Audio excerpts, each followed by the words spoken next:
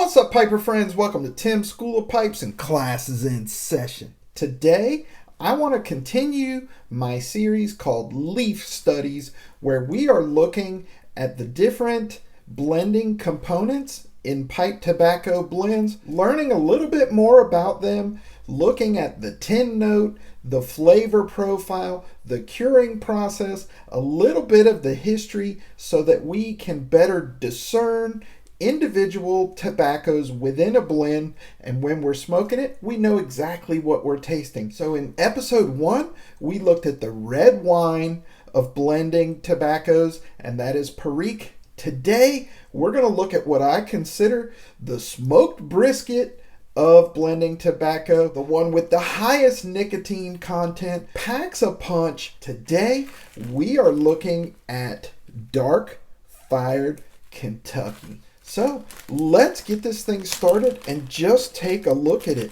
The first thing you notice is that it is indeed very dark. Now, the varietal of this tobacco is Nicotiana rustica. Depending on who you ask, some people will say that it is a burley, and some people will say it's Kentucky. Essentially, it's a varietal of burley that is fire cured. Let's talk about the tin note first, and then we'll talk a little bit about the curing process. So right up front, it has a very smoky characteristic, but it's different than Latakia, which we'll talk about later. Latakia has a very campfire smoke type smell. This is more of a barbecued meat type smell, and that's because of the wood that they use to fire cure dark fired Kentucky. A little bit of raisin, and it smells very similar to chewing tobacco. And if any of you guys have ever chewed tobacco, you know that chewing tobacco is made with dark fired Kentucky. So when I smell this, I immediately think Levi Garrett or Red Man. It's a very pleasant smell. I really like it. Now, let's talk about the curing process. It's a dark leaf tobacco. They hang it upside down in barns, and then they smoke it with hardwood smoke. Usually, it's hickory or oak. And what they do is they use sawdust, and they build a long trough of sawdust and basically let the sawdust smolder, typically for about 2 weeks. But every barn, every producer, smokes it for a different amount of time. But it's not smoked nearly as long as Latakia, and the process doesn't take nearly as long as Perique, which takes a year to process. So it's smoked for about 14 days, and that's what imparts that barbecue smoky characteristic to it.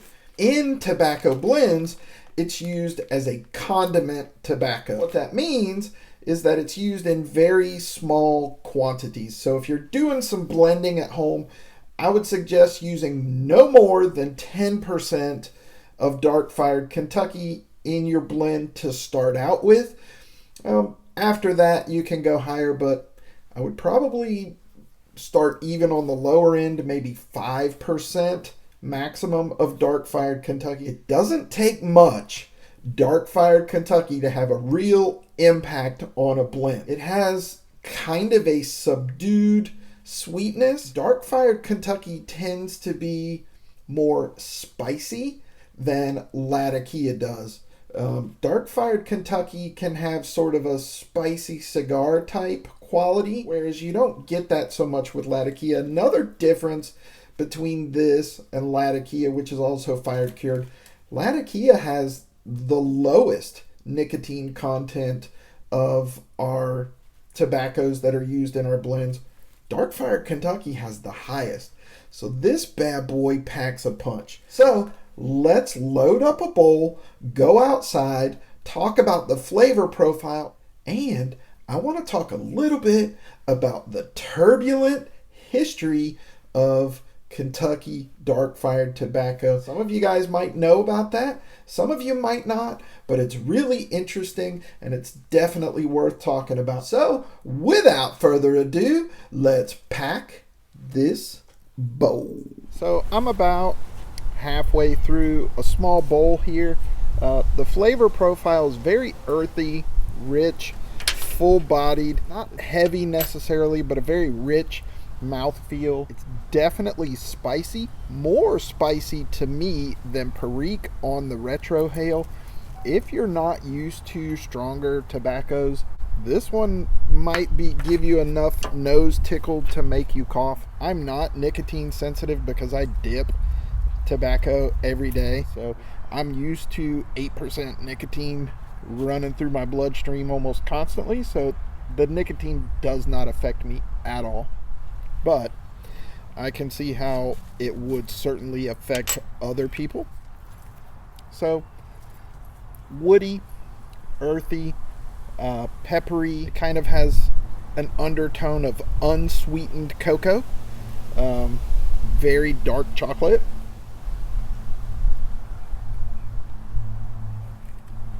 Not bad at all. Very reminiscent of burley, kind of a strong burley. I want to talk a little bit about the history of dark fired Kentucky. It's grown in southwest Kentucky and northwest Tennessee in an area known as the Black Patch. And it's been grown there since the 17th century. By the 18th century, it was a cornerstone of the economy in that area. In the early 20th century, in the early 1900s, there was quite a bit of unrest and even violence over dark-fired Kentucky called the Black Patch Tobacco Wars. In the early 1900s, by like 1904, James Duke had a monopoly on American tobacco, basically because he had cigarette rolling machines, and so he could undercut the price of tobacco and convince everybody else to join him, and so he basically monopolized tobacco. His company was called the American Tobacco Company. Then he started undercutting the Kentucky tobacco grower prices. So a lot of those farmers joined together and created what was called the Dark Tobacco District Planters Protective Association, otherwise just known as the PPA, the Planters Protective Association. So they created a co-op, and basically they agreed to pool all of their tobacco together and not sell any of it until they got paid the higher price, the price that the tobacco was worth. Well, not all of the farmers joined the PPA. Some of them continued to sell tobacco to the American Tobacco Company at lower prices. Well, the PPA, the co-op of farmers, was not happy about this. They termed those farmers that did not join the PPA, they called them hillbillies. And then the ATC, the American Tobacco Company, started paying these hillbillies just slightly more. Well, that really made the PPA mad, and so they began a series of raids and violence where they would go to these hillbillies and burn down their crops, burn down their barns, their curing barns, raid the town, shoot out windows, just an entire string of violence and raids to convince these hillbillies to join the PPA. Some of them relented and joined the PPA, and some of them never did. This went on for almost 2 years until the Kentucky State Guard was called in. The Kentucky State Guard arrested a lot of these PPA members that were part of the Silent Brigade or the Night Riders. And those were the ones that were committing all the violence. So after the Kentucky State Guard arrested them, the tobacco wars were over. The PPA was disbanded. As it turns out, James Duke and the American Tobacco Company were sued. They lost that suit, and the courts determined that they were an unlawful monopoly, and they were disbanded. In the end, the farmers, the Planters Protective Association, ultimately won out. So really turbulent history, interesting history, definitely sad, but certainly a long storied history associated with dark-fired Kentucky. We still enjoy it today as a condiment tobacco in some of our favorite blends. I really enjoy it. I encourage you guys to get some and look into the Black Patch Tobacco Wars. to get more information, more detailed information. It's certainly interesting. There you go, boys and girls. I hope you enjoyed this episode of Leaf Studies. We will have another one coming out soon. Give me a thumbs up. Drop me a comment down in the comment section. Let me know if you've ever tried Darkfire Kentucky on its own. Let me know if you ever heard of the Black Patch Wars. And if you're not subscribed to the channel, please consider doing so. Just click my logo right over there. That's it for this episode of Tim's School of Pipes, boys and girls. Class dismissed.